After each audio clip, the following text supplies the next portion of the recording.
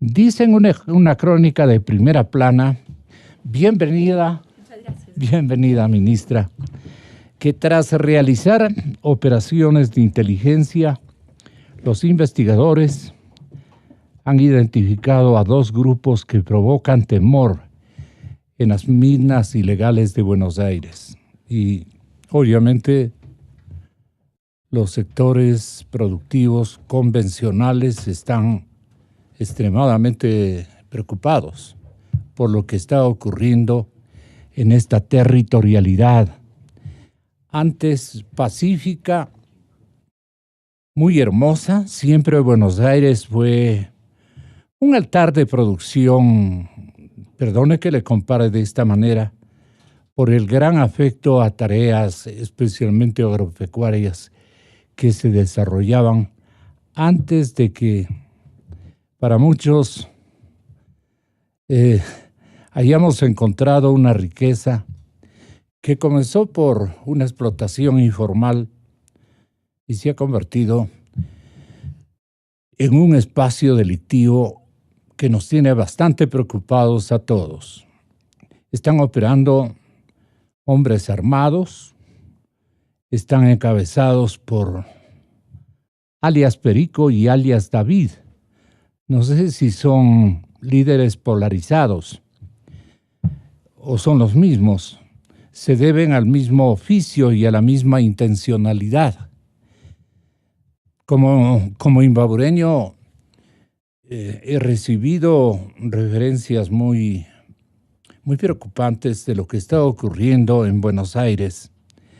La Fiscalía abrió los primeros procesos por crimen organizado, pues estos grupos no solo estarían dedicados, amables oyentes, a la extracción del oro, sino también a compañeros de delito que hablan de extorsiones, que hablan de explotaciones sexuales.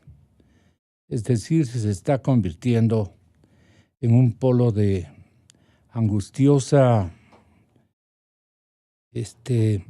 liquidación de los valores específicos de lo que es ciudadanía incorporada a una tarea que podía y que puede solucionar gigantescos problemas socioeconómicos de nuestro país, pero sabiendo hacerlo con un gran liderazgo.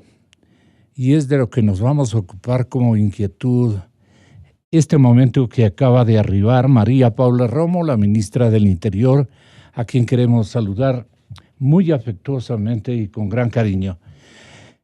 María Paula, ministra, bienvenida. Lo de Buenos Aires me parece que es harto preocupante que usted en sus diferentes visitas a nuestra provincia le hayan detallado de última hora lo que viene ocurriendo en estas lomas donde se ha detectado una gran mina, gigantesca mina, de lo que conocemos, repartida en varias lomas y lomas en un territorio bastante grande y consiguientemente que se presta a distorsiones de todo género, porque mineros, entre comillas, yo diría mafias mineras, si puede llamarse así, que se ubicaban en el sur de nuestro país, comenzaron a venir en busca de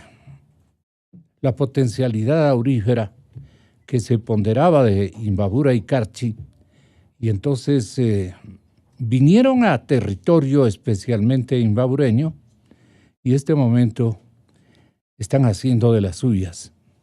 Hay un diagnóstico muy disperso, muy complejo, pero igualmente preocupante.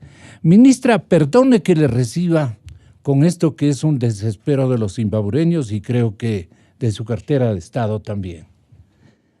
Muy buenos días, María Paula, como siempre y con cariño y respeto le tratamos todos los ecuatorianos. Usted es una gran líder y está con nosotros para explicarnos muchas cosas de la coyuntura. María Paula Romo, ministra del Interior en la cadena Democracia. Ministra, buenos días. Buenos días, Gonzalo. Siempre un gusto poder charlar con usted y a través suyo, con sus oyentes de todas las mañanas.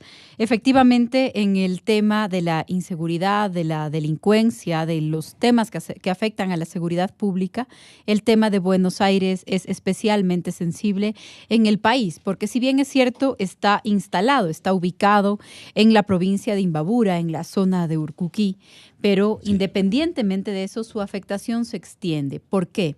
Porque el traslado, por ejemplo, de material aurífero, el traslado de las rocas que tienen oro, que tiene que ser procesadas, este traslado es un traslado ilegal que a su paso va provocando incidentes de desobediencia policial, va contaminando con temas de corrupción. Yo no sé si ha sido lo suficientemente público, pero hace 2 semanas se hizo un allanamiento que inclusive llegó hasta la jefatura de tránsito de Pichincha y se arrestó, se privó de libertad, se llevó para ser sometidos a juicio a una decena de policías de tránsito por asuntos vinculados a corrupción en el traslado de este tipo de vehículos. Para poner un ejemplo, ¿no es cierto? Entonces, no se concentra solamente en la provincia de Imbabura, se extiende hacia otros lugares, están las plantas de procesamiento que son ilegales y que se encuentran también en otras provincias.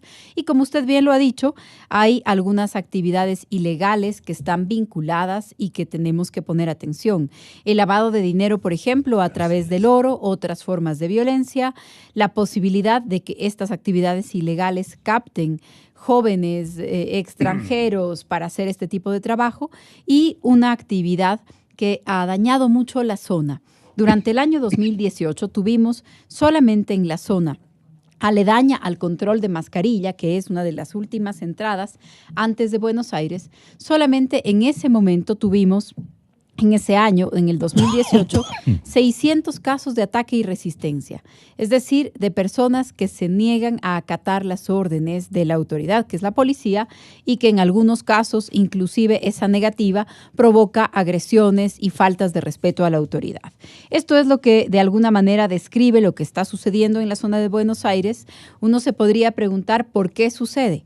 Una de las explicaciones que tenemos que darnos es que hay una veta gigantesca de oro casi expuesta. Es una veta muy grande que está en la superficie y entonces lo que en otros casos y en otro tipo de minas exigiría de una actividad empresarial con una inversión muy importante para poder entrar dentro de la roca o con profundidad en la tierra, en esta zona no lo exige. Es una veta expuesta muy cerca de la superficie y eso convoca a una gran cantidad de ilegalidad. ¿Nos ha pasado antes en el país? Sí. En Zaruma y en Nambija. Ahí tenemos 2 ejemplos de actividades, ¿no es cierto?, en donde es muy difícil además mantener el control por la facilidad que hay de que la minería ilegal o de que estas personas dedicadas a esa actividad entren. Tenemos lugares hoy en donde hay pequeños lugares, pequeñas actividades. Digo pequeñas porque, por ejemplo, tenemos el caso de Cielito en el Carchi, en donde se calcula unas 50, 70 personas participando en esta actividad. Ya con anterioridad se cerraron esas bocaminas, pronto entraremos nuevamente a hacer la misma actividad de control, pero en Buenos Aires estamos hablando, dependiendo de los cálculos, unos más conservadores que otros, de entre 4.000 y 5.000 personas dedicadas. Ministra, describiendo a esta actividad. Cielito, estaríamos dando en el clavo. ¿Cómo ha cambiado esa zona? A ver, Cielito es un asiento muy pequeño. Sí. Así es muy pequeño, yo pero creo. Hay todo. Claro, pero este es un asentamiento muy pequeño, es una actividad muy pequeña. Calculamos entre 50 y 70 personas en este momento en la zona. En el caso de Buenos Aires se calculan entre 4.000 y 5.000. Entonces, el tema de Buenos Aires es el más complejo. Vale la pena recordar que la empresa que tiene la concesión aún no tiene la autorización para explotar. Es decir, no hay en este momento ninguna empresa dedicada al tema minero explotando la zona. Sin embargo, tenemos esta gran cantidad de personas haciéndolo de manera ilegal. Estamos trabajando, hay mucho control en la zona, tenemos detenciones todos los días, lo que también explica cómo crecen las tensiones en la zona. Hay hombres, muchos hombres armados dedicados a cobrar a cambio de seguridad renglones muy significativos y me dicen que incluso a compartir el oro. Bueno, es parte de lo que sucede en estas actividades. Periódicamente, Fuerzas Armadas hace revisiones en la zona, porque como usted conoce... ¿Alcanza a hacer revisiones completas o marginales? A ver, las Fuerzas Armadas entran, la policía también, por supuesto, pero me refiero a Fuerzas Armadas porque es su responsabilidad el tema de control de armas. Entonces, dependiendo del tipo de actividad, dependiendo del tipo de control que se tenga que hacer, ingresan a la zona Fuerzas Armadas o policía periódicamente. Pero es necesario el encontrar, como se está buscando, una solución integral al tema, porque el control, como decía hace un momento, de una veta tan grande que está a la superficie, es un control mucho más difícil de ejercer. Se está trabajando para una lógica organizada, un registro para saber exactamente quién está, probablemente una actividad coordinada que involucre a las propias empresas para que puedan asumir como mano de obra a quienes están en la zona, en lugar de que sea una especie de competencia de qué lado de la veta entra cada uno. Además, hay implicaciones ambientales sobre la pretensión de procesar oro, inclusive en la zona. Ya en el último ingreso que hizo la policía, que hicimos hace un par de meses, se encontraron ya piscinas de cianuro. La semana pasada, en la mitad del acceso, la policía identificó un carro cargado de cianuro que se usa para procesar el oro. ¿Qué informes le han dado a usted de las consecuencias que una producción a lo marginal, a lo desordenado, sin técnicas adecuadas y cuidados específicos, podrían suscitar en la población que trata de ganarse la vida en una veta tan gigante, con una ilusión impresionante de hallar cada paso oro? Eso por un lado. Y los grupos ilegales que están infundiendo mucho temor en Buenos Aires, ¿cómo van a ser neutralizados? Porque estos son agentes que usan prácticas mafiosas y que vienen o han venido a instalarse con autos incluso de última gama en todos estos sectores, en donde piensan incluso atrapar o cautivar a la gente que vaya a trabajar con un desorden casi completo de actividades fuera de ley.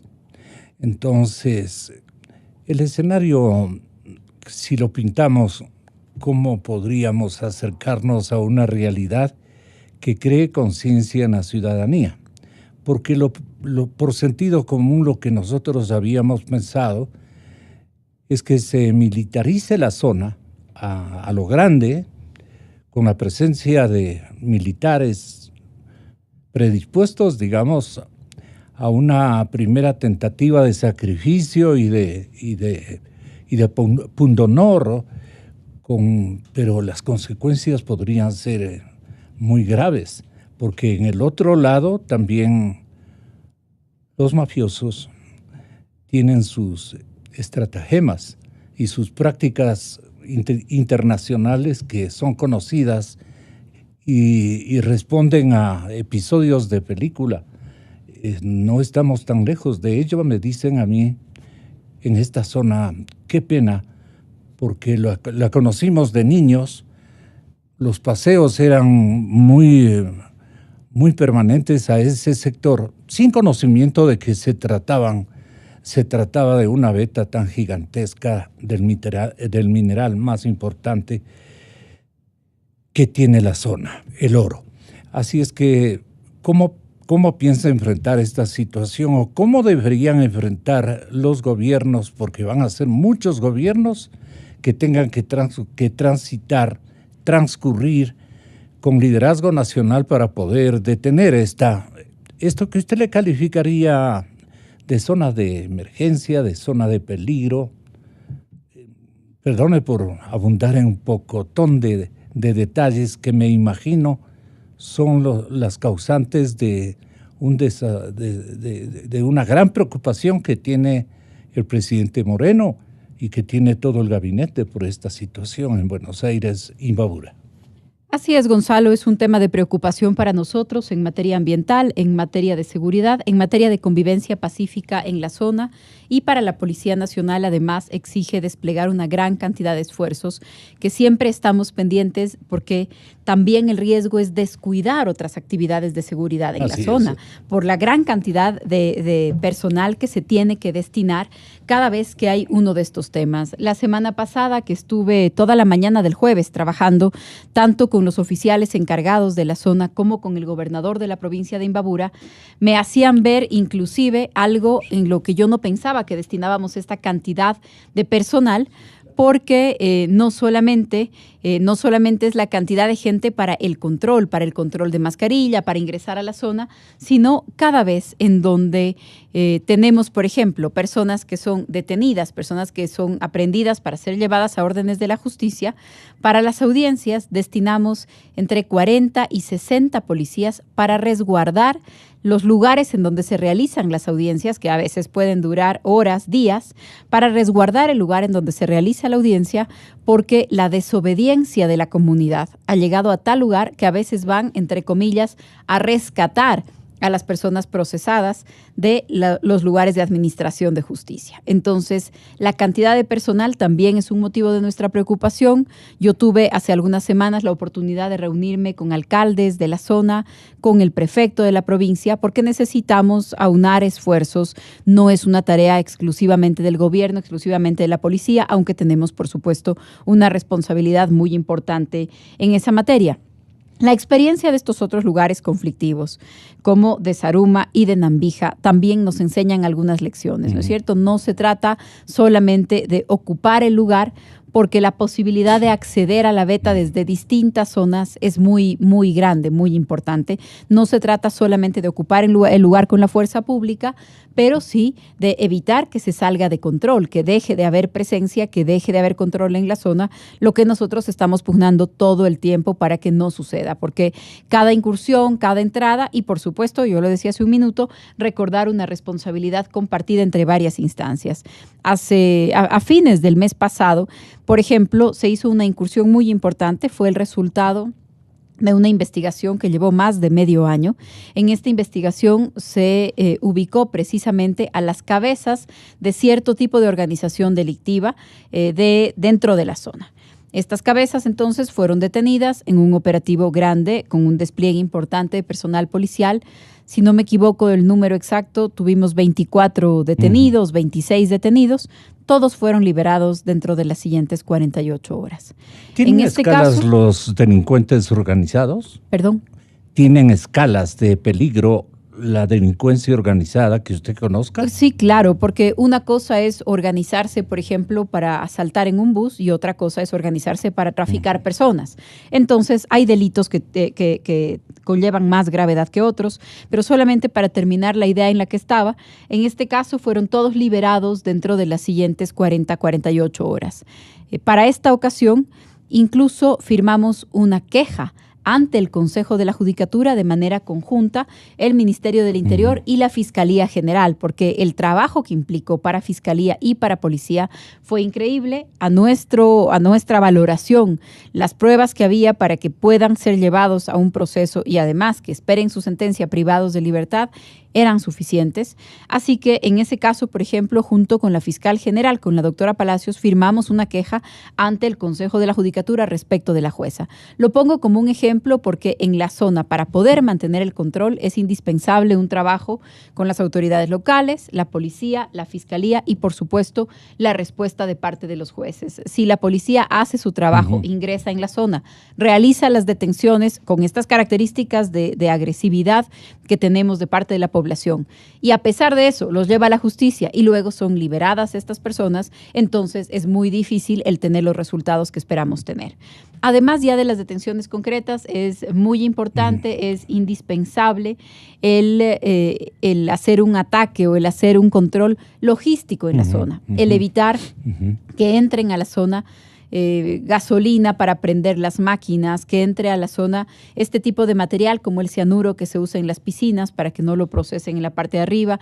Es decir, todo lo que tiene que ver con el abastecimiento también es una forma de atacar a la actividad sin necesariamente enfrentar de manera directa a la población. Estos y otros mecanismos son los que se están llevando adelante y también los que se están planificando en la zona. Hay tráfico de armas y seguramente también tráfico de químicos y lavados de dinero.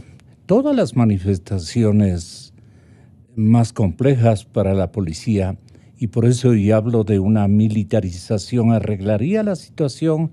¿Están nuestros soldados ecuatorianos, como en otros países vecinos, preparados para darle una neutralización a estas manifestaciones que la policía en un momento dado no va a poder controlar adecuadamente? No sé qué le parezca a usted mi presunción, ministra. En el marco de sus competencias, por supuesto, las Fuerzas Armadas conocen la zona y los riesgos del lugar. Además, es una zona que, sin ser exactamente zona de frontera, está muy cerca de la frontera. Entonces tiene implicaciones también de seguridad nacional. Poquito olvidada, ¿no? Es una frontera con una serie de problemas, ¿no es cierto? Con una característica muy particular. Entonces, también eso hace que Fuerzas Armadas estén sobre la zona. Hace más o menos 3 meses estuve invitada para hacer una conferencia, una charla con un grupo de generales en la Academia de Guerra, y hablamos del tema con un grupo de generales en formación, es decir, todo el personal, todo el mando que está en el tema de seguridad en el país conoce que este es uno de los focos de atención, de alerta, y por supuesto lo que se hace en ese sentido. El apoyo de las Fuerzas Armadas es indispensable en el marco de sus competencias, se hace en el marco de sus competencias. ¿Y cuál es el marco de las competencias? El marco de sus competencias militar, es la seguridad nacional y el control de armas. Este es el marco específico, digamos, de competencias, y cuando alguna de estas incursiones tiene ese tipo de implicación, tiene implicaciones respecto de seguridad nacional o de armas, entonces las Fuerzas Armadas pueden y deben intervenir y lo hacen. Nos aguardan a los ecuatorianos noticias realmente trascendentes en cuanto a los mecanismos que va a utilizar desde el lado legal y constitucional, a las herramientas potentes de neutralizar este género de atentados contra la paz pública, y que puede convertirse en una zona si ya no está, en una zona de bandas, de mafias que están dificultando las tareas de control desde todo punto de vista. Aquí tengo yo una nota de una declaración suya, de una cuenta suya, ministra, hoy en el acceso a Buenos Aires, Urcuquí, Imbabura. La policía ecuatoriana identificó el transporte ilegal de 10 quintales de cianuro y detuvo a 4 personas. No dejaremos de combatir la ilegalidad, la minería ilegal, en procura de la seguridad ciudadana. Es un mensaje que usted ha emitido y que ya lo tenemos rescatado del Internet. Así es, Gonzalo. Precisamente hace pocos días, en el 13 de febrero, precisamente se hizo esta identificación. Yo estoy permanentemente, las cuentas oficiales de la policía y el Ministerio de Interior son las que tienen toda la información, pero hay algunos temas que tengo la oportunidad de resaltar y, por ejemplo, este tipo de temas, porque además tenemos una preocupación adicional, es que el cianuro aún no se encuentra en la lista de sustancias catalogadas que tienen que estar puestas en la ley. Yo he hablado de este tema ya en la Asamblea Nacional y con los legisladores. Estamos presentando un proyecto de ley para incorporar algunas sustancias e incluso el poder darle una facultad a una de las capacidades del Ministerio del Interior, sea incorporar determinadas sustancias, aunque sea de manera temporal, para poder hacer control si la ley se demora más, ¿no es cierto? Entonces, en eso estamos trabajando. Hay diferentes aspectos, la justicia, la fiscalía, los jueces, la legislación, pero la policía hace un gran trabajo en la zona. Todo el tiempo estamos mostrando resultados en la zona. En materia de seguridad sucede algo, que no importa el esfuerzo, la innovación, las nuevas herramientas, la cantidad de policías. En marzo vamos a graduar a 2.500 nuevos policías que se incorporan a las filas. Bueno. Eso sumará algo más de 50,000 policías en el país. Una policía con resultados para importantes. Nuevos delitos Así que lamentablemente cada se están vez esparciendo. actualizarse, ¿no es cierto? Alguien Así que estudió hace 15 o 20 años seguramente no estaba en seguridad cibernética, hoy es parte del tema, y así tenemos una serie de ejemplos. Pero le decía yo, pasa algo en materia de seguridad, y es que independientemente de todos estos esfuerzos, no hay un día en el que no tengamos una noticia respecto de un incidente de inseguridad. Aquí y en cualquier lugar del mundo, esto es parte de la dinámica de la violencia, de la inseguridad, y entonces es un trabajo en el que todos los días hay que hacer un esfuerzo. Cada día, un día que cerramos con buenos resultados, con detenciones, un día que cerramos habiendo evitado, como hace 2 fines de semana, 3 femicidios se evitaron en un mismo fin de semana. Esos días son, bueno, hoy esto salió bien, hoy este resultado es importante.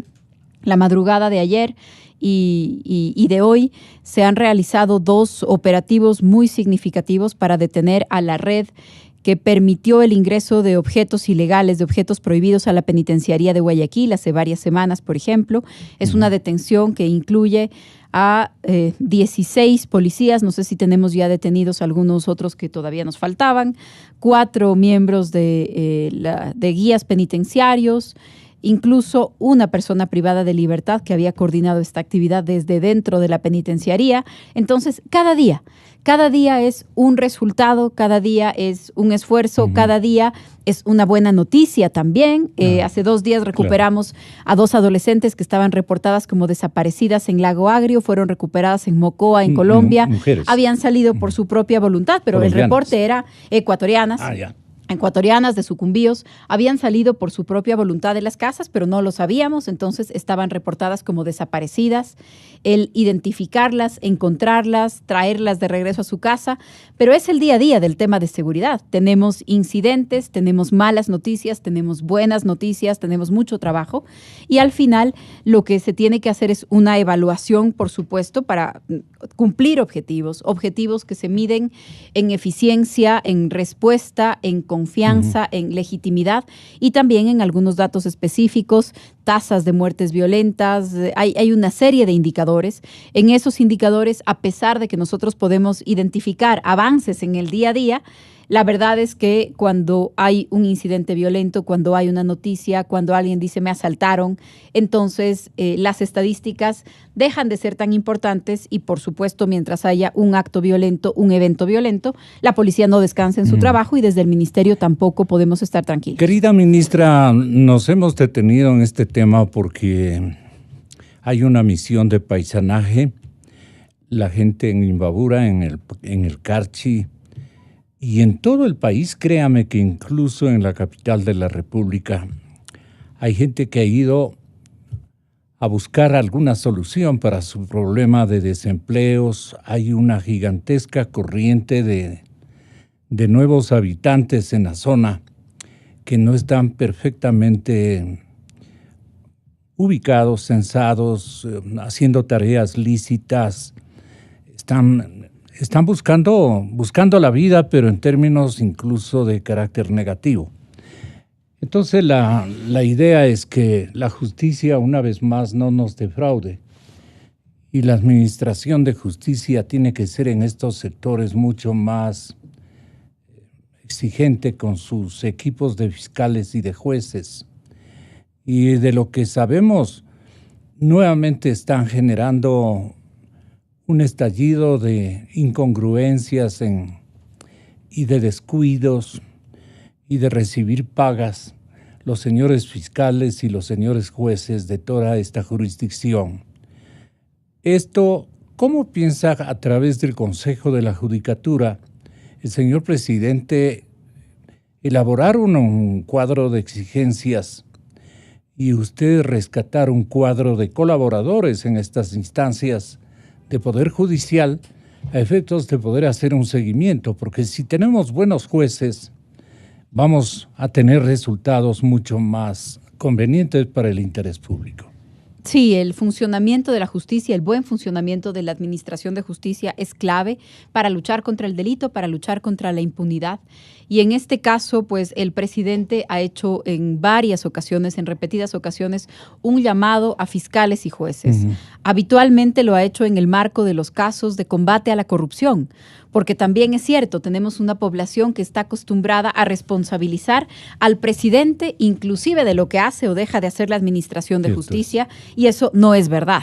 En el marco de la independencia de poderes y en un Estado democrático, pues ni el gobierno ni el presidente de la República pueden responder por lo que hace un juez o por lo que hace un fiscal. Por eso es que el presidente no ha dejado de hacer un llamado a la administración de justicia, lo que sí le corresponde al Ejecutivo y lo que el presidente ha estado haciendo insistentemente en estos meses, en estos casi 2 años ya, es enviar proyectos de ley, el cumplir con la iniciativa legislativa para los temas que corresponda, el tener una capacidad pues de interlocución, de vigilancia, de hacer ciertos llamados, pero le corresponde a la Administración de Justicia. El Consejo de la Judicatura acaba de instalarse ya un consejo definitivo hace pocos días, hace pocas semanas, y en realidad tenemos muchas expectativas y estamos pendientes de que ese Consejo de la Judicatura encuentre el punto medio de no ser un consejo que controla y maneja a los jueces, que eso es de lo que hemos afortunadamente salido. Ya no estamos en un sistema en donde todo el poder se corresponde a una persona, pero tampoco esto significa jueces que fallen en contra de la ley, que actúen sin control, que liberen delincuentes peligrosos, que se hagan de la vista gorda en casos de corrupción. Es un gran desafío el que tiene por delante el Consejo de la Judicatura y tenemos una gran expectativa desde el Ejecutivo de lo que pueda suceder. Estamos, por supuesto, prestos a colaborar en lo que corresponda, en el marco de la independencia de poderes, pero sin que esto deje de ser una preocupación, porque no hay trabajo que sea suficiente, no hay esfuerzo que sea suficiente desde el Ejecutivo si no encuentra una correspondencia de los jueces que se comprometan en este mismo sentido. La lucha contra la corrupción, contra el delito, contra la impunidad no va a ser posible sin fiscales y jueces. Es fácil la conclusión que tenemos que nosotros exponerla por elemental sentido común. El caso del señor exministro Iván Espinel, ministra, sería bueno que le dé una impresión de lo que piensa el gobierno ha ocurrido. Está clarísimo que el correísmo sigue manejando a la justicia. La Fiscalía del Ecuador ha anunciado que apelará el caso de Iván Espinel, pero esto de apelar nomás no es la solución. Son casos que ofenden al honor nacional, que ofenden al país, ¿no? A la sociedad ecuatoriana. Nos obligan a tener los ojos puestos en la injusticia, no es en la justicia. No es posible luchar contra la corrupción y el delito, ha dicho usted, si fiscales y jueces no hacen su parte. Cuando leen estos párrafos elaborados por usted, nos sentimos indignados, todo el mundo. La Fiscalía ecuatoriana, a pesar de las pruebas presentadas, es decir, más bien, el Tribunal de Garantías Penales del Guayas acaba de conceder o confirmar un estado de inocencia del exministro Iván Espinel, el que prestó el partido político al correísmo. Así, a mansalva. Perdone, ministra, usted es una dama de respeto y pido perdón también a las respetables ciudadanas y ciudadanos que nos escuchan. Pero confirmar un estado de inocencia y se le escucha al abogado que defiende a este individuo mencionar con toda seguridad que los otros 2 casos por los que está inculpado también, que están en pleno trámite, van a recorrer el mismo camino, adverso a la justicia ecuatoriana. Esto no puede continuar ocurriendo en nuestro país y se ve claramente cómo la paga ha sido con este tipo de decisiones de los jueces, se ve claramente que las fiscalías, especialmente las fiscalías, y muchos de los estamentos judiciales del interior del país, aunque las cúpulas en Quito o en cabeceras provinciales aparezcan con nombres más o menos aceptables, no todos, lo que ocurre es que en el ejercicio donde los juzgados y donde los fiscales tienen que redactar sus respectivos informes acusatorios y sentencias o declarar algún tipo de beneficios para estos delincuentes, están en un escenario de facilismo impresionante y no podemos más los ecuatorianos que aceptar el manejo de la justicia por parte del correísmo, que tiene la sinvergüencería, perdone ministra, de elaborar a través de sus jueces naturalmente partidarios, fiscales partidarios, una resolución de esta naturaleza, porque les ha prestado el partido para inscribir la número 5, ¿no? Creo que es la misma que están publicitando este momento, vote todito 5. Y este hombre intenta salir en libertad en cuestión de unos pocos días, así lo anuncia su defensor de apellido García, ministra. No puede ser esto. ¿Qué hacer? ¿A quién quejarnos? ¿Cómo rechazamos los ecuatorianos estas manifestaciones hirientes al honor nacional? Sí, Gonzalo. En este caso se trata de uno de los varios procesos que enfrenta el señor Espinel. Creo que eso también hay que decirlo, en medio, por supuesto, de la preocupación que causa la noticia, pero es uno de los varios casos que enfrentan. Creo que son más. Sí, entiendo que son más casos los que enfrenta, pero usted decía, ¿qué hacer? Y hay una discusión que no solamente se lleva adelante en el Ecuador, hay una discusión en el derecho y en la política en el mundo entero sobre la administración de justicia y la dificultad que tenemos los ciudadanos en general para seguir los fallos de la administración de justicia, porque las actividades, las declaraciones, los actos, por ejemplo, de quien está en el Poder Ejecutivo, de quien está en la Asamblea Nacional, suelen ser muy visibles, estar muy expuestos. Dijo algo, puso algo en Twitter, se reunió con alguien. Son personas identificables y que además se pueden hacer responsables, me refiero políticamente responsables con facilidad. Votaron por esta ley, expidieron este acuerdo ministerial, tomaron esta decisión. Pero jueces y fiscales suelen ser uno de los poderes menos expuestos que hay. Analizamos poco las sentencias porque sería muy importante también el decir qué pasó exactamente, qué dice ahí, qué papel jugó un fiscal. ¿Hubo un solo fiscal? ¿Pasaron varios fiscales? ¿Qué papel jugó el juez? ¿Qué papel jugó? ¿Qué argumentos se usaron en la defensa? ¿Qué pruebas se aportaron en el proceso? Porque eso permite con claridad el reconocer responsabilidades. Yeah. Pero ahí, Gonzalo, y lo comentábamos el otro día con algunos abogados y colegas en el mundo de la academia y el derecho, lo importante que es el papel de la prensa especializada en temas judiciales, porque es otra cosa el tener un titular y otra el tener prensa que examine el proceso, que examine cuál es el camino que ha tomado, que nos pueda explicar a los ciudadanos algo que es altamente especializado y que probablemente tiene miles de páginas. Entonces, el papel de universidades, de observatorios, de colegios profesionales, de prensa especializada en asuntos judiciales, esto va a ser vital.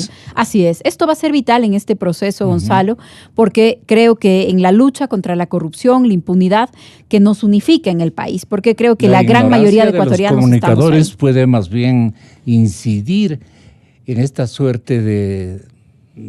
Sí, la falta de especialidad, pero incluso de los especialistas, Gonzalo, porque un especialista, un abogado, si no conoce todo el proceso, lo que podemos es tener nuestras impresiones, nuestras reacciones, ¿no es cierto? Pero sería clave que tengamos de verdad análisis especializados para decir, aquí no se presentó la prueba de manera correcta, aquí hay una falla gravísima cometida por el perito que se llama fulano de tal.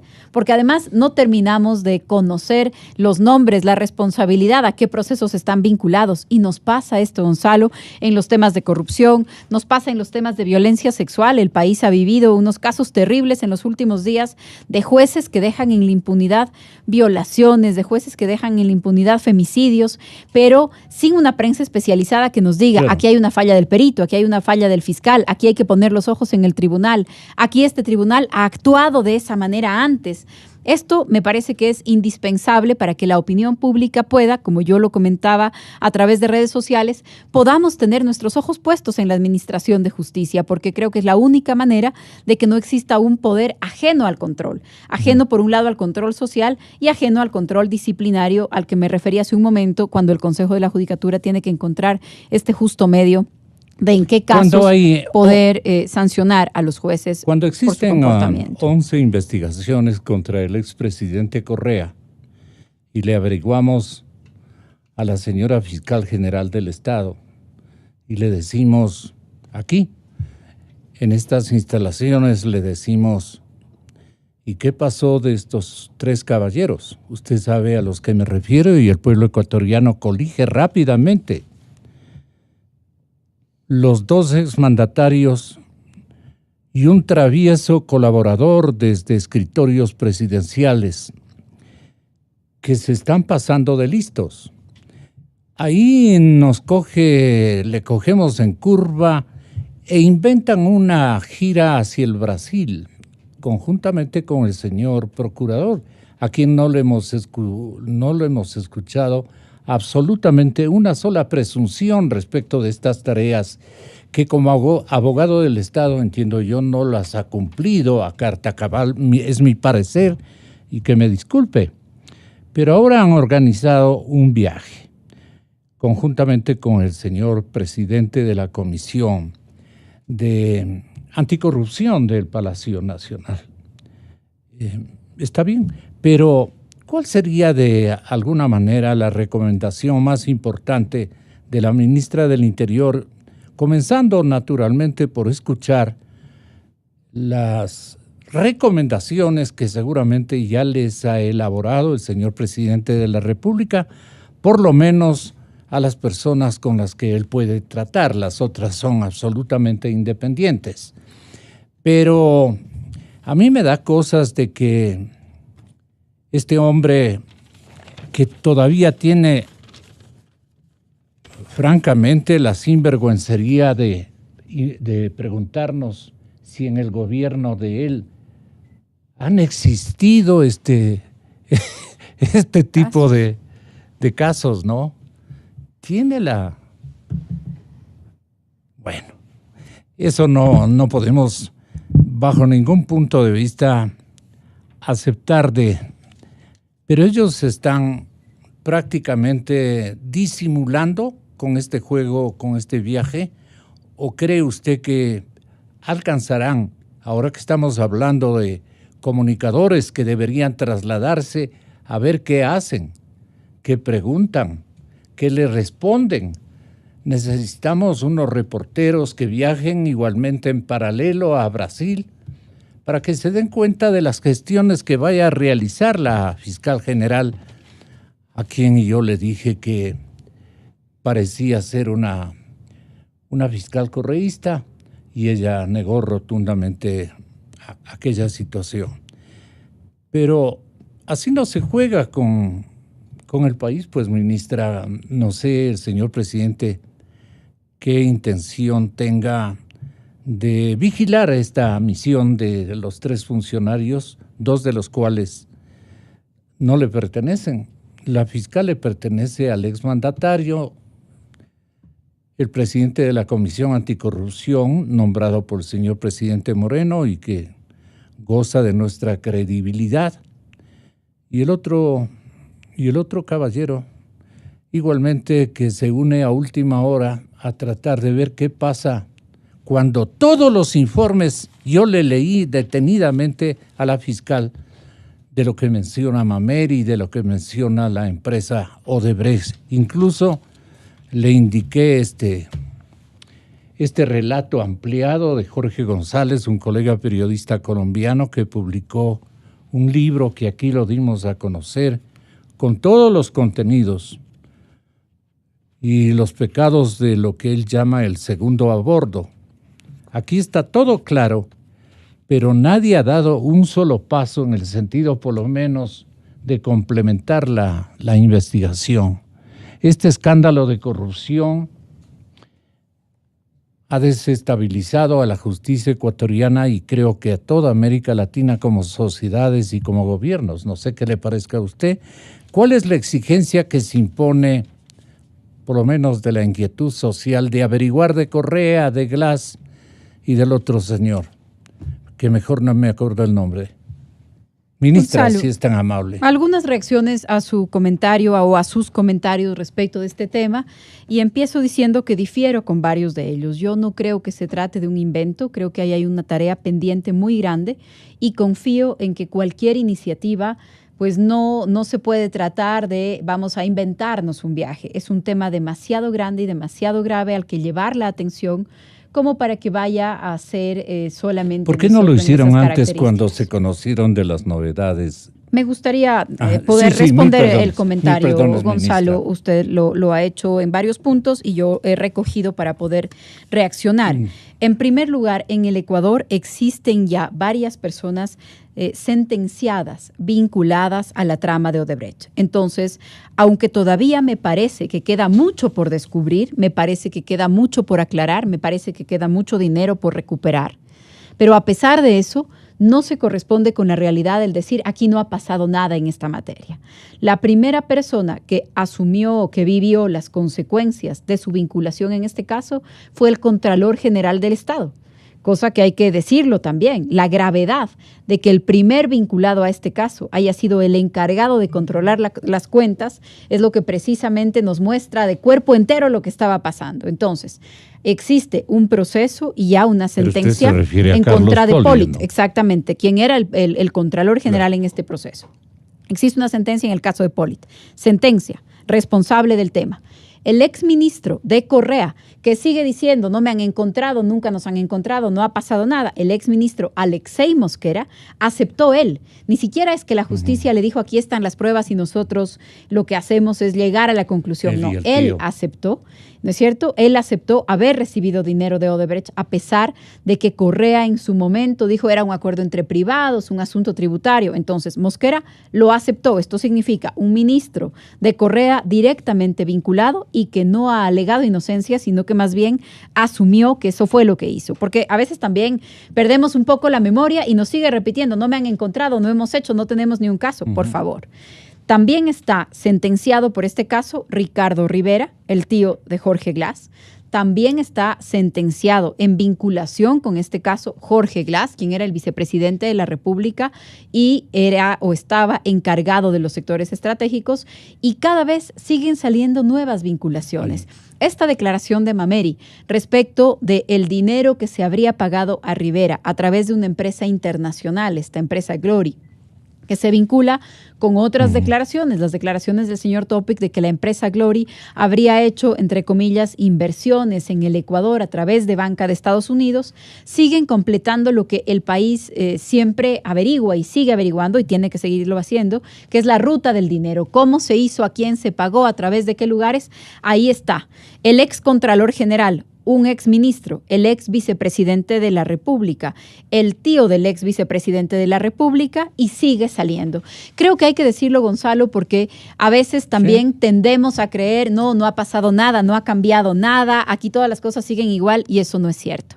El escenario que hoy se vive en el país es un escenario que hace 2 años a muchos de nosotros nos parecía imposible. A muchos de nosotros nos parecía que estábamos condenados a un proceso mucho más largo de impunidad, de cobertura, de protección, de concentración de poder, y en realidad el haberlo logrado en poco tiempo y de manera pacífica es algo que amerita que reconozcamos los méritos de quienes lo han impulsado, a la cabeza del presidente Moreno, y también que reconozcamos lo importante como sociedad para que sigamos en esa línea, para que sigamos profundizando en esa línea y no nos dejemos, perdón por usar esta expresión coloquial, y no nos dejemos ganar la moral, porque finalmente es un país que ha tenido tenido la capacidad de enfrentar una situación tan grave y de hacerlo de manera ordenada, democrática, pacífica, y que va encontrando soluciones, que va encontrando sanciones en donde no podemos permitir que reine la impunidad y se camine en ese sentido.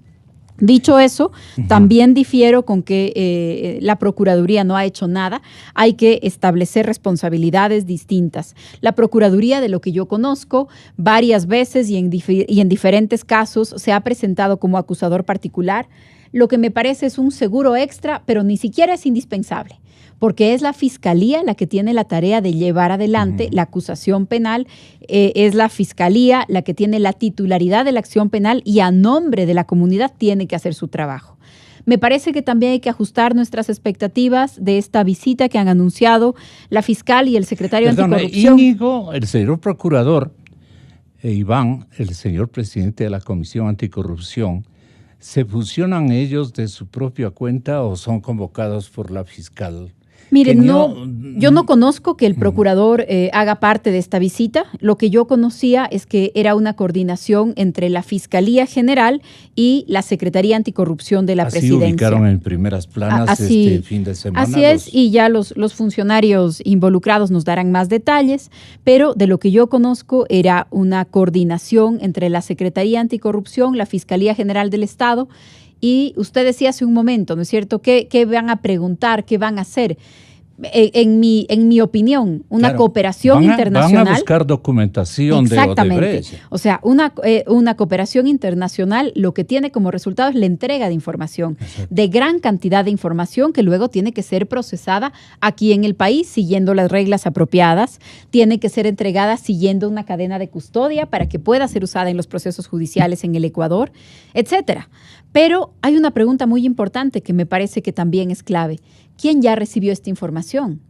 Porque también hay muchas voces que dicen que esta información fue entregada al Ecuador desde hace un par de años cuando el caso Odebrecht estalló. Entonces, creo que hay mucho todavía por averiguar en este caso y en otros casos.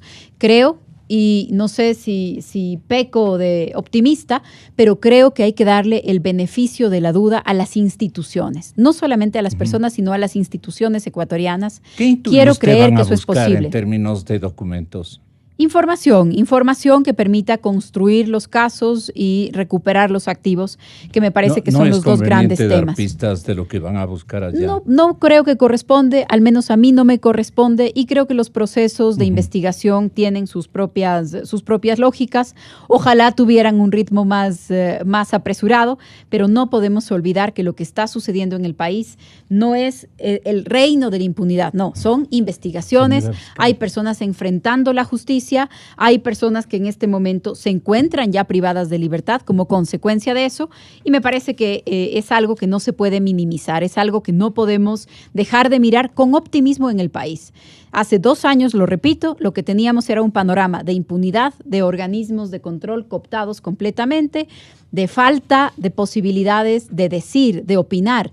Esta discusión que estamos teniendo aquí en este momento, Gonzalo, hablar respecto del excontralor, respecto del ex vicepresidente, que en ese momento eran contralor, vicepresidente, ministros, habría sido imposible hacerlo sin consecuencias desde el punto de vista del mundo periodístico. Hoy vivimos otro ambiente y otra realidad. Aprovecho para comentarlo aquí.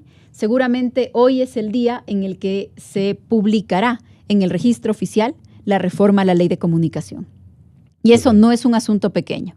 Hoy en el registro oficial desaparece la Supercom. Esta es una conquista democrática, es una conquista de la sociedad ecuatoriana, pero también es una apuesta política institucional del presidente Moreno.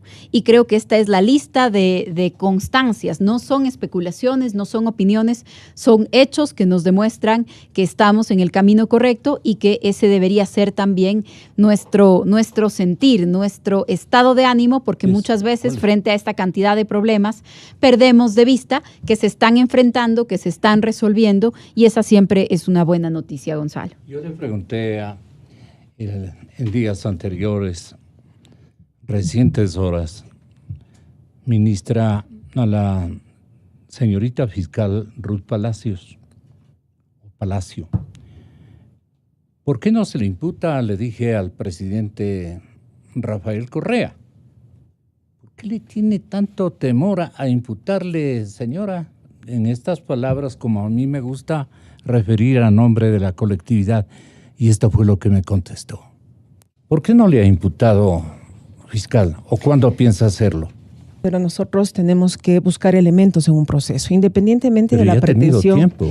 Estamos investigando, estamos reanudando. ¿Por qué se demora tanto en investigar? Perdone. Porque necesitamos respuestas de otros. No, con todo es que respeto. nosotros necesitamos, señor Rosero, respuestas de otras instituciones. No solo es Fiscalía, y del mismo IES o de la misma institución que está involucrada. Ayer no le quedó claro que Correa es un responsable de todo lo que ha ocurrido con el dinero de están miles terminando de los procesos investigativos. ¿Sí?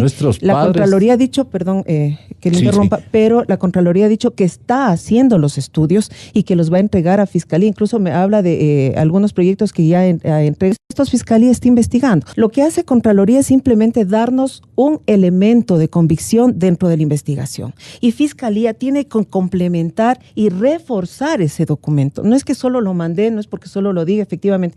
Ellos nos mandan un informe con indicios. Nosotros a esa sospecha tenemos que darle la calidad de elemento para que mañana más tarde sea ya una prueba en tribunales. La función ejecutiva, ¿qué comentario haría de esto, de esta respuesta incierta? Mire, no sé de nuevo a qué caso en particular se refería. Del presidente Correa. Sí, pero el presidente Correa está vinculado a 11 procesos en este momento. Está vinculado a 11 procesos de lo que yo conozco y me parece que los 11 ya le así es. Yo. Y ahí está vinculado en 11. Tiene una orden de prisión en 2 de estos casos, si no me equivoco. Una fue por incumplir sus medidas cautelares, la otra ya por encontrarse en este desacato. Así que creo que parte de las investigaciones evidentemente también lo incluyen a él y a otros altos funcionarios del anterior gobierno. ¿Qué sería lo menos que deben traer de Brasil las 3 autoridades de distinto orden que viajan en simultáneo? Yo pensé que era un viaje compartido.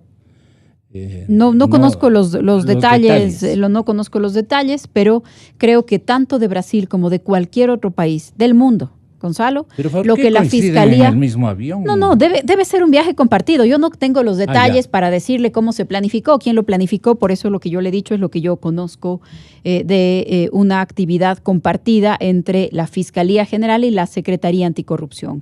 No conozco el tema de la Procuraduría, simplemente no lo conozco, pero otros funcionarios se lo podrán comentar.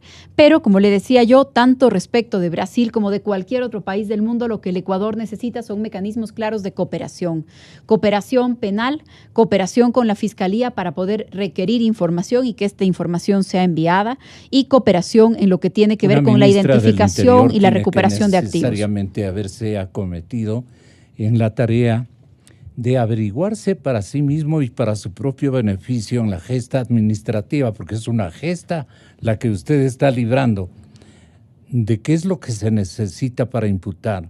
Acaba de imputarle la fiscal. Usted le escuchó hace un momentito, pero no se atreven a hacerlo con las características de una imputación que eleve a una situación de mayor jerarquía a la preocupación nacional y a las ganas que tiene la colectividad porque esta frustración termine, ¿no?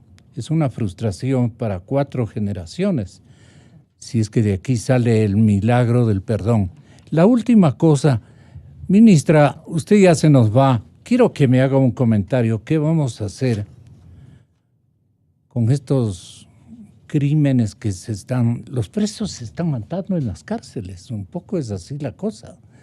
Tiene un plan de acción rápido, enérgico, complementario, porque esto es producto precisamente de el abuso de los dineros públicos mal empleados, ¿no? Esas cárceles, una que pensaba yo tenía todas las características de una gran prisión con todos los detalles que hemos visto solamente en película, tiene el primer mundo. La primera cárcel ecuatoriana es casi la peor de todo el concierto de residencias de no de residencias, sino de zonas de castigo, de sanción, de ocultamiento de gente que merece igualmente otro trato, ¿no? Porque tenemos que ser también humanos. Me ha dolido profundamente y creo que a la generalidad de los ecuatorianos ver cómo están nuestras cárceles. ¿Qué piensa usted de entregarnos como una contribución de su marca, que ha sido siempre óptima? Gracias, Gonzalo. Como la mayor cantidad de temas con los que nos vamos encontrando en la administración pública, una cosa es la fachada y una cosa es cómo se vendió, una cosa es cómo se pintó la realidad y otra cosa es lo que sucede dentro. Tenemos problemas en el sistema de rehabilitación social en el país, cárceles construidas para albergar a 5,000 personas, pero que no tienen una provisión de agua suficiente para esa cantidad. Desde esos temas, evidentemente, hasta los temas de violencia dentro de los centros carcelarios. Lo primero que debo decir es que el control de la seguridad dentro de las cárceles no es responsabilidad de la Policía Nacional. Es responsabilidad del sistema de rehabilitación social, que tiene una vía aparte, que es lo que antes era el Ministerio de Justicia y que ahora se ha separado en 2 secretarías, una Secretaría de Derechos Humanos y otra de Rehabilitación Social, precisamente para que alguien esté encargado exclusivamente del tema cárceles, porque son 2 materias muy grandes como para que una sola persona pueda manejar ambos temas. Entonces, el sistema de rehabilitación social tiene un cuerpo de guías penitenciarios y este cuerpo de guías penitenciarios es el encargado de la seguridad dentro de las cárceles. Sin embargo, la Policía Nacional hace seguridad de ingreso y hace seguridad del perímetro de las cárceles. Entonces, hay una responsabilidad compartida. ¿Lo del interior ya no es su competencia? No, dentro de las cárceles la materia de seguridad es de guías penitenciarios. La policía interviene en casos concretos. Está absolutamente corrompido de lo que leo. Hay muchísimos problemas. Hay muchos problemas, hay muchos guías penitenciarios procesados, muchos presos y también en ciertos casos se encuentra complicidad con la policía. Yo nunca voy a dejar de decirlo. Yo creo que no hay mejor manera de resolver un problema que enfrentarlo y reconocerlo. Y la policía, como cualquier otra instancia, cuando se encuentra en el límite con estas actividades delictivas, en el contacto con estas actividades que pueden contaminarla, hay el riesgo de que lo haga. Por eso, 16 policías han sido detenidos este fin de semana por temas de corrupción dentro de la penitenciaría de Guayaquil. Y esto no vamos a dejar de hacerlo, no se puede dejar de revisar, no se puede dejar de sancionar a quienes cometan irregularidades. Y el secretario de Rehabilitación Social, el ministro Pazmiño, tiene rango de ministro. Esta secretaría tiene las características de un ministerio.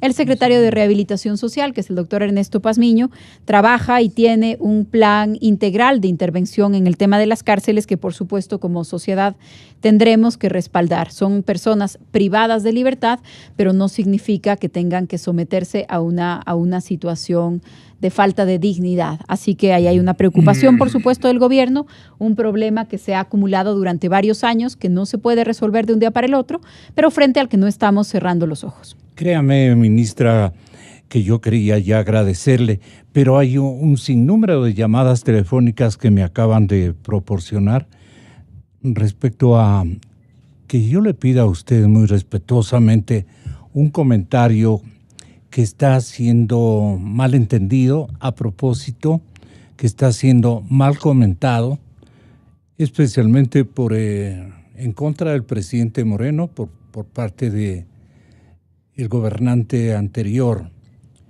de mala factura el señor Correa. Los secretarios que asumirían una responsabilidad administrativa y política de la presidencia del Ecuador están mencionados, entre ellos usted, Juan Sebastián, Andrés y el planificador José Augusto. En Briones, sí. Pero es el apellido Augusto. Es Augusto. Uh-huh. Sí. ¿Usted cuál es su primer apellido, compañero? Son 2 apellidos. Pero claro, a todo el mundo nos cuesta. Augusto Briones. Planificador por excelencia. Así es. Pero él es bueno para la Junta de Planificación o es bueno para conducir prácticamente la Secretaría global de la Presidencia de la República. ¿Con qué mandato él está colaborando como para que nos responda? Por supuesto, lo que Gonzalo, señala el correísmo? Con gusto le respondo para poder despedirme y cumplir con otro compromiso ya de trabajo empezando la semana. Este decreto, el decreto ejecutivo que encarga funciones de coordinación, es increíble la capacidad que tiene el correísmo para manipular las cosas, para tergiversarlas, para torcerlas, pero también es increíble la facilidad con la que muchos le seguimos el juego. Porque inmediatamente nos dicen, este decreto es una barbaridad, ha encargado la administración. Por supuesto, para eso el presidente de la República conduce el Estado y tiene ministros, porque les encarga cosas. Porque dice muy bien, aquí a una ministra le encargo el tema de salud, por eso es la ministra de Salud. A una ministra le encargo el tema de la seguridad y el ser la cabeza civil de la policía, por eso es la ministra del Interior. Así es, así funciona, a través de delegados suyos, de representantes, de encargados, así funciona el gobierno. El gobierno anterior creó para la coordinación ministerios coordinadores, no ministros coordinadores, sino ministerios. O sea, además del ministro había funcionarios. La cantidad de personas en los ministerios coordinadores, en todos ellos... Al gobierno de Correa. Al gobierno de Correa. Tenía entre 700 y 800 personas en los ministerios coordinadores. Entonces, había el Ministerio de Defensa, el Ministerio del Interior, la Secretaría de Riesgos y encima de todos ellos el Ministerio Coordinador de Seguridad, con cientos de funcionarios trabajando ahí y un ministro. Y nadie dijo el superministro, el presidente les encarga a 4, a 10, a 8 superministros. En este momento, ¿qué es lo que ha pasado? En lugar del Ministerio Coordinador de Seguridad, el presidente de la República ha dicho, encárguese al ministro Osvaldo Jarrín, ministro de Defensa, la coordinación del tema de seguridad. Y él preside el Gabinete Estratégico de Seguridad. Cuando nos reunimos estos distintos gabinetes y ponemos los temas que nos son comunes, ¿quién preside esa reunión? ¿Quién lleva la bitácora de los avances de los temas comunes? El ministro Jarrín. Cuando se reúnen los ministerios del sector estratégico y quién tiene una mirada global para reportarle de manera más cercana al presidente, otro ministro. Entonces, es de eso de lo que se trata. En lugar de duplicar funcionarios y ministros, a algunos ministros el presidente nos ha encargado. ¿Qué gabinete me ha encargado a mí el presidente? Un gabinete que se ha denominado el de la política, porque estamos construyendo el Ministerio de Gobierno que condensará el Ministerio del Interior con la Secretaría de la Gestión Correa de la Política. Dice que Moreno está alejándose. Pero creerle a Correa es una insensatez constitucional del jefe de Estado. Pero Correa también dice que Glass es inocente y que él es un perseguido político. Entonces, darle credibilidad a Correa a estas alturas del partido ya es increíble. Bueno, que nos ponga agenda, que nos ponga a conversar sobre sus trampas y sobre sus distorsiones, ya es increíble. ¿En qué consiste el gabinete de gobierno, por ejemplo, que es el que a mí me ha encargado el presidente de la República? En la coordinación con los gobernadores, algo que siempre ha hecho el Ministerio del Interior y que cuando se creó la Secretaría de la Política era una competencia compartida entre Interior y la Secretaría de la Política. Ese es el famoso gabinete político, es coordinar con los gobernadores, coordinar, hablar, estar enterados de lo que pasa, poder tener una conducción única, por supuesto, por instrucción del presidente, por orden del presidente y reportándole al presidente. Eso es de lo único que se trata. Antes había ministros coordinadores, 800 personas trabajando para eso.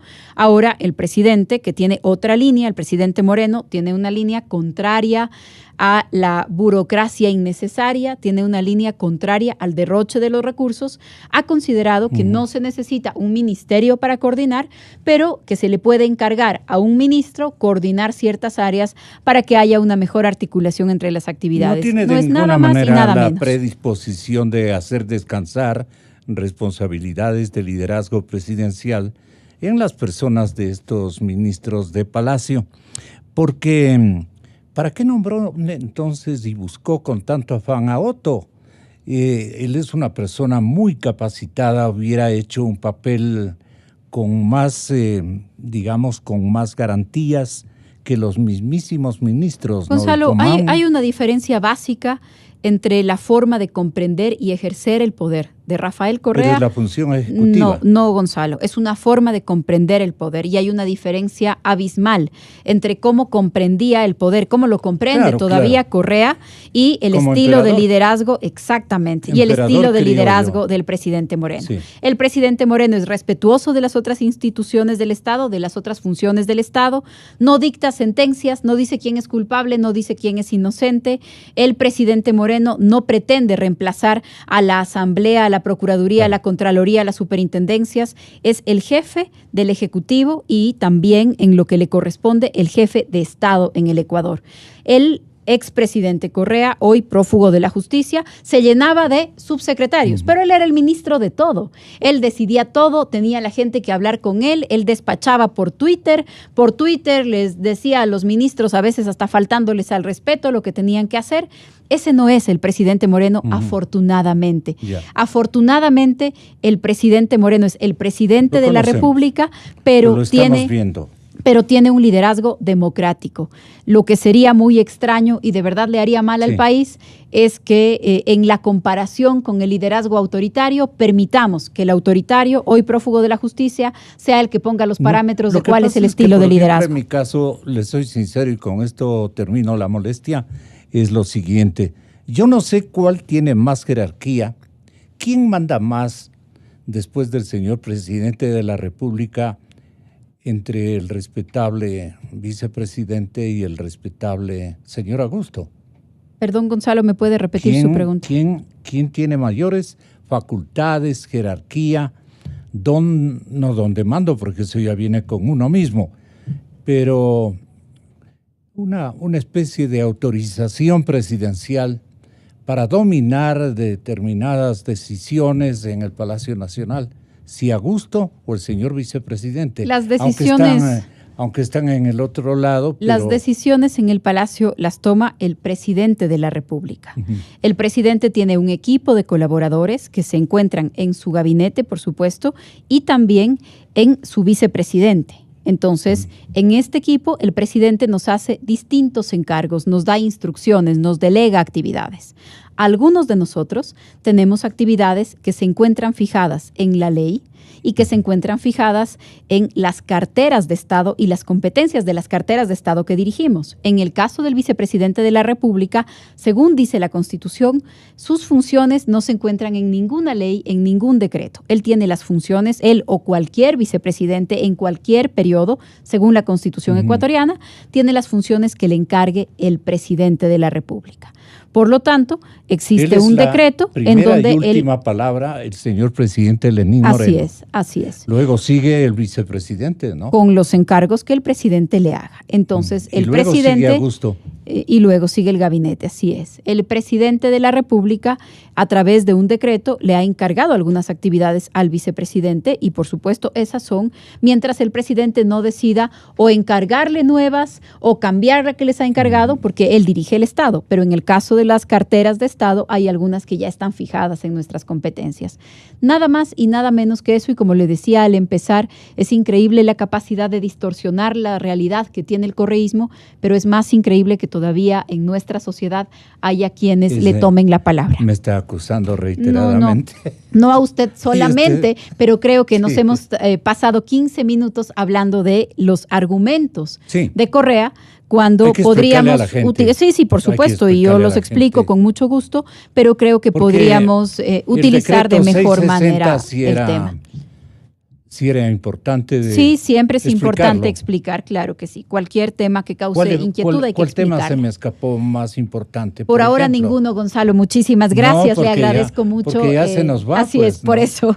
Es para crear, digamos, vamos una necesidad Vamos a programar orientación. la próxima entrevista. Yo creo que sería muy importante hablar, por ejemplo, sobre la violencia social en el Ecuador. Buenas. La diferencia entre la violencia social y la violencia criminal. El año pasado, la violencia social, o sea, la violencia entre personas, no por la acumulación de patrimonio ilegal, sino la manera en la que nos relacionamos las personas, los femicidios, las riñas, las cosas que están asociadas a nuestra convivencia. El año pasado ese tipo de violencia en el Ecuador cobró más vidas que la violencia criminal.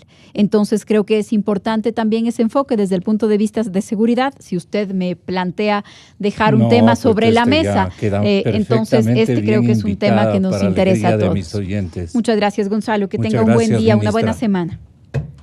Inicio de espacio promocional y publicitario. Ser primero es más que un número, es una actitud, una forma nueva de ver las cosas. Es innovar, sorprender, estar a la vanguardia. Porque Capitán manda y todos siguen. Ahora tú puedes ser el primero. Presentamos Inversiones BDP por primera vez en Ecuador. Todos podrán hacer crecer su dinero.